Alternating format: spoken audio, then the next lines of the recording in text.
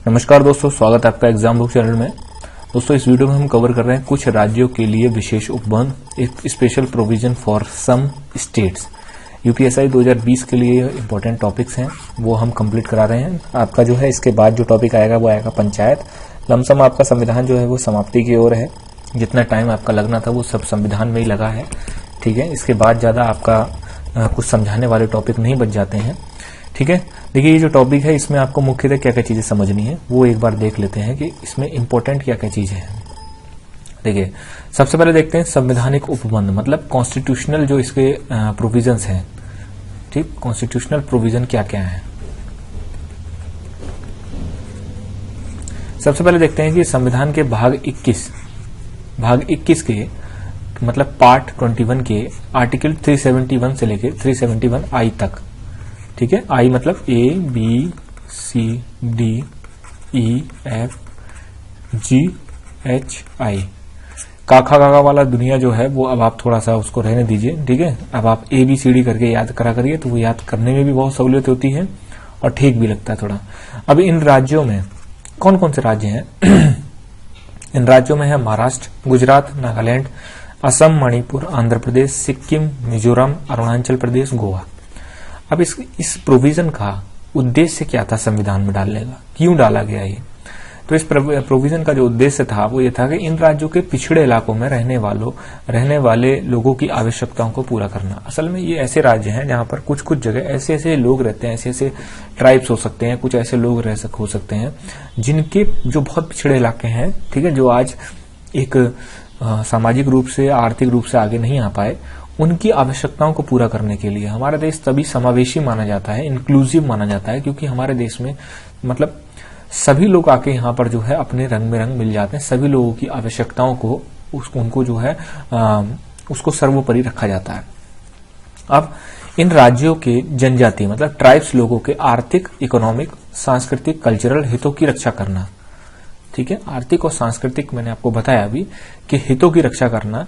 अलग अलग लोग अलग अलग तरीके के अपने आर्थिक और सांस्कृतिक रूप से अपना जो है काम करते हैं, उनके हितों की रक्षा करना, उनको जबरदस्ती जो है कुछ चीज थोपना नहीं। फिर है इन राज्यों के अशांत इलाके, मतलब कुछ कुछ इलाके ऐसे हैं जहां पर पीस नहीं है, लड़ाई झगड़े दंगे होते रहते हैं, में कानून व्यवस्था की स्थापना करना एवं स्थानीय लोगों की रक्षा करना।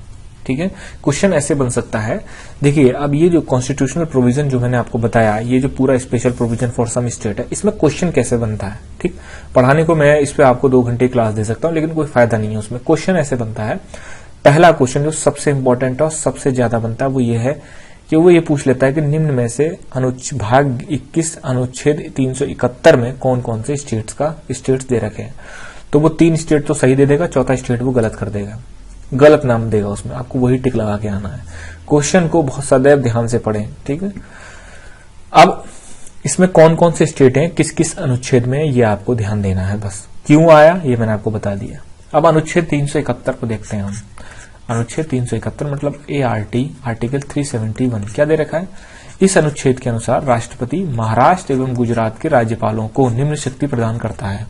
क्या है शक्तियां? कि जो भाई महाराष्ट्र का जो विदर्भ, मराठावाड़ और शेष महाराष्ट्र, मतलब विदर्भ और मराठावाड़ को छोड़कर जो शेष महाराष्ट्र बचता है, के लिए विकास बोर्ड, डेवलपमेंट बोर्ड की स्थापना करना।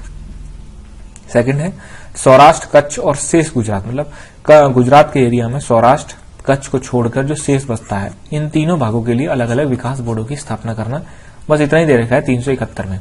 क्वेश्चन कैसे पूछेगा? क्वेश्चन ऐसे पूछ लेगा कि आर्टिकल 371 में किस स्टेट के बारे में बताया गया। तो ऐसे पूछ लेगा आंध्र प्रदेश एवं तेलंगाना, ए।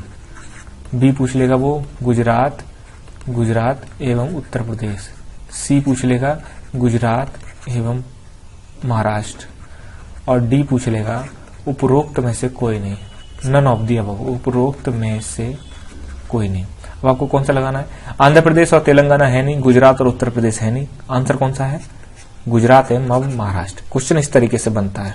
ठीक है, अब अनुच्छेद 371 ए, मतलब अब इसी के अंदर जो है सब सेक्शन बनाए गए, सब जो है आर्टिकल्स बनाए गए। तो 371 ए अमेंडमेंट के थ्रू आते रहे हो। संसद द्वारा बनाए गए कुछ नियम या कानून के उपबंध का नागालैंड पर लागू न होना। मतलब संसद कोई कानून अगर बनाती है तो उसके कुछ कुछ भाग ऐसे होते हैं जो नागालैंड पर लागू नहीं होंगे। वो कौन डिसाइड करेगा? वो राज्य का राज्यपाल और राष्ट्रपति मिलकर डिसाइड करेंगे कौन कौन से क्षेत्रों पर इनका कानून लागू नहीं होगा। तो पॉइंट क्या है? पॉइंट ये नहीं है कि इस अनुच्छेद में क्या लिखा हुआ है। पॉइंट ये है, क्वेश्चन जो आएगा वो आएगा नागालैंड में क्या दे रखा, मतलब 371A में क्या दे रखा है। तो 371A में नागालैंड दे रखा है, नागालैंड। अब यहां पर पूरी लिस्ट देख लेते हैं हम, ठीक है। पूरी लिस्ट में यह है कि आर्टिकल 371B में किसका उपबंध है? असम का। आर्टिकल 371C में मणिपुर का, 371D में आंध्र प्रदेश, 371E, अब आप कहोगे सर ई तो आपने छोड़ दिया, ई में भी आंध्र प्रदेश का ही उपबंध है, इसलिए हम ई को यहां पर स्किप कर रहे हैं। ई में बस इतना लिखा हुआ है कि राज्य जो केंद्र जो है वो राज्यों में केंद्रीय विश्वविद्यालय इनकी स्थापना करेगा, वो इंपॉर्टेंट नहीं है। तो 371F में किसका दे रखा है? सिक्किम का। 371G में मिजोरम, H में 371 अरुणाचल प्रदेश, 371I में गोवा, 371G में कर्नाटक, ठीक है। देखिए इसके अंदर मुख्यतः बातें समान लिखी गई हैं जो आपकी यहां लिखी हैं, ठीक है, कि कुछ उपबंधों को जो है यहां पर लागू नहीं, खासकर नॉर्थ ईस्ट के जो स्टेट है असम, मेघालय, त्रिपुरा, मिजोरम, मणिपुर और आपका नागालैंड, अरुणाचल प्रदेश, ये सारे के सारे स्टेट्स जो हैं इनमें मुख्यतः कुछ कुछ कानून ऐसे होते हैं जो कि वहां पर कुछ कुछ क्षेत्रों में लागू नहीं होते। ऐसा नहीं पूरे स्टेट में ना लागू हो, कुछ कुछ क्षेत्रों में लागू नहीं होते हैं। तो वो आपको जो है यहाँ पर ध्यान देना पड़ेगा। आपको बस इतना पता होना चाहिए कि 371 में आपका किन किन राज्यों के बारे में बताया गया है। सबसे ज्यादा कंफ्यूजिंग आपका यही होता है, ठीक है।